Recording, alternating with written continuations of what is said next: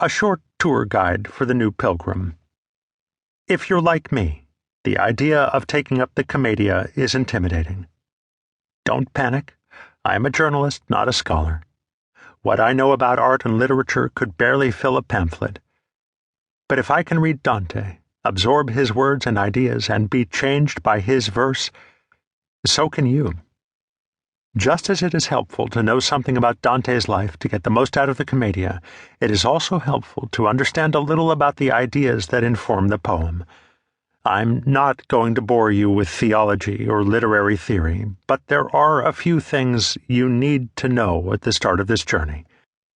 You do not have to accept Dante's theological or moral beliefs to learn from the Commedia, but you do have to know basically what they are. The Commedia is an unsurpassed expression of the Christian imagination, and most importantly of the Roman Catholic vision, as Dante was a devout Roman Catholic. The Mind of the Middle Ages. The poem assumes a universe created by a loving God who desired to live in unbroken communion with humankind, the pinnacle of creation. Adam, the first man, broke that communion through disobedience, committing the first sin, which greatly impaired but did not wholly sever all of humanity's relationship with its Creator. In Dante's vision, God became incarnate as Jesus Christ, who suffered, died, and rose again to defeat sin and death. Through faith in him, fallen man can receive the grace to be healed of his sinful condition, and after death be fully united with God for eternity. Those who reject Christ with their hearts thereby choose themselves over God, and after death spend eternity separated from him. Catholics coming to Dante for the first time are often startled by Dante's ferocious criticism of the Church. Note, however, that the poet does so in the mode of a biblical prophet, as an act of love.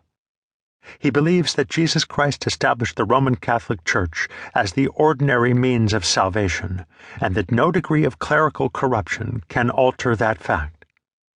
As much as he loathed the despotic Pope Boniface VIII, an arch-villain in the Commedia, Dante affirmed that he was a legitimate pope, and that the papacy was a divinely instituted office. For non-Catholic Christians, the realm of purgatory, traversed in the second of the Commedia's 3 books, is theologically problematic. In Catholic theology, purgatory, which is a middle passage between the mortal life and paradise, is a place where the souls of the saved whose repentance was incomplete dwell temporarily, to be purged of the sinful tendencies that render them unready to withstand the brilliant glory of God.